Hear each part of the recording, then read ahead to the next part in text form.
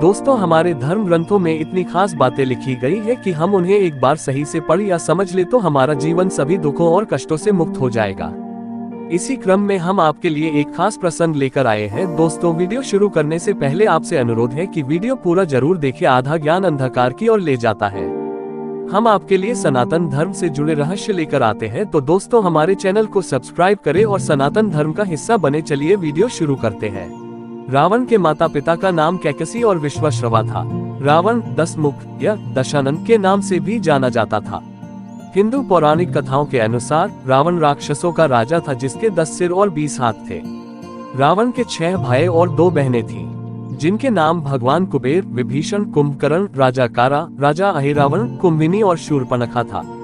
आइए आज बात करते हैं रावण से संबंधित 10 अज्ञात तथ्यों के बारे में। इनमें से ज्यादातर के बारे में हम में से किसी को जानकारी नहीं है।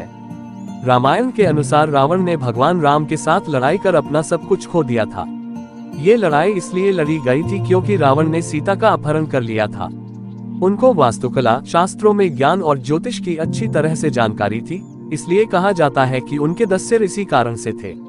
वे तंत्र शास्त्र और ज्योतिष पर किताब लिख चुके हैं जिसका नाम रावण संहिता है, जिसे ज्योतिष की सबसे बेहतरीन किताब माना जाता है।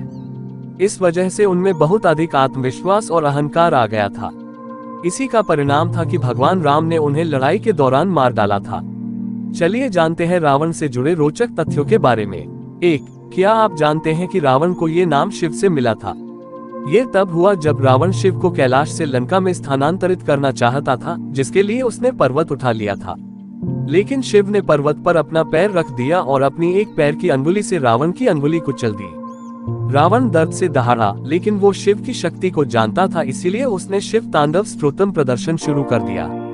और ये कहा जाता है कि रावण ने अपने 10 में से एक सिर को वीणा की तुबी के रूप में, अपने एक हाथ को धरनी के रूप में और स्ट्रिंग के रूप में अपनी तंत्रिकाओं के उपयोग से एक वीणा को रूपांकित किया, जो रुद्र वीणा के नाम से जानी जाती है।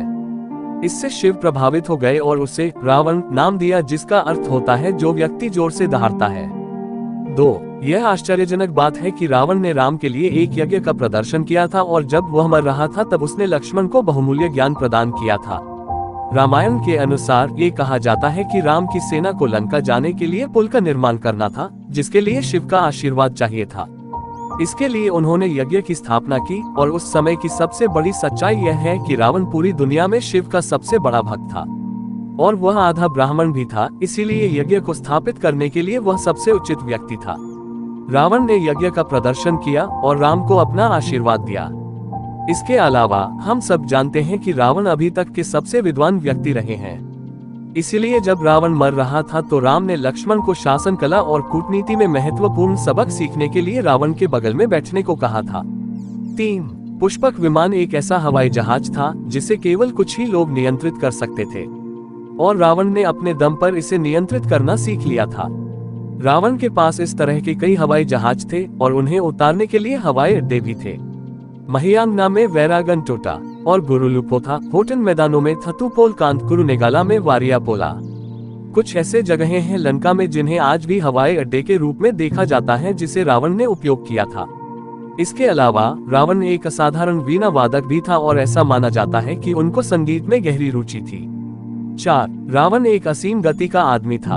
उन्होंने किसी से भी तेज होने की तकनीक में महारत हासिल कर ली थी और इसीलिए वह किसी की भी कैद के हर प्रयास से बच जाता था। वह इतना शक्तिशाली था कि वह ग्रहों की स्थिति को भी बदल सकता था।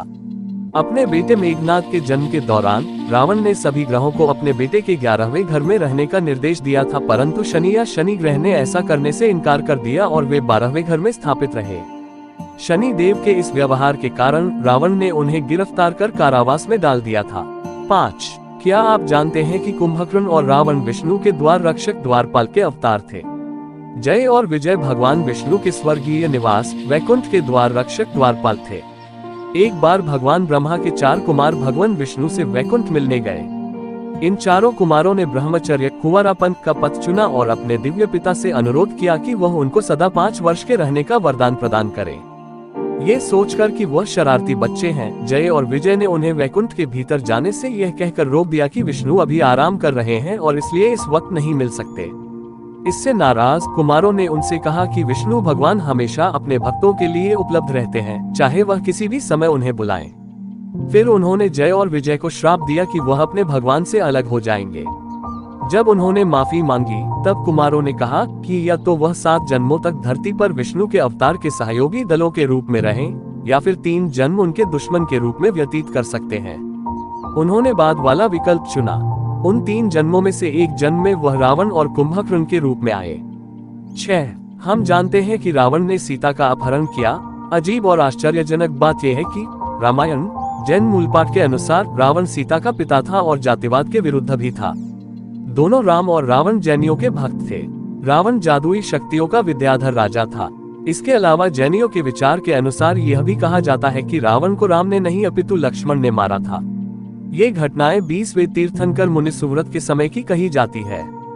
7. रावण से सीखने के लिए बहुत सारी चीजें हैं, भले ही वह बुराई का प्रतीक है। उन्होंने बहुत से तांत्रिक उपाय बताए हैं, जिनमें से एक है कैसे हम अचानक से अमीर बन सकते हैं। इस उपाय को करने के लिए कोई भी शुभ दिन पर सुबह जल्दी उठकर दिनचर्या को पूरा करके पवित्र नदी या जलाशय जाएं। किसी भी एक पेड़ के नीचे शांत और एकांत स्थान को देखें और एक चमड़े की सीट को फैला लें। फिर किसी बैठक पर बैठकर 21 दिनों के लिए इस धन मंत्र का जाप करें और इस जप के लिए रुद्राक्ष मोतियों का इस्तेमाल करें।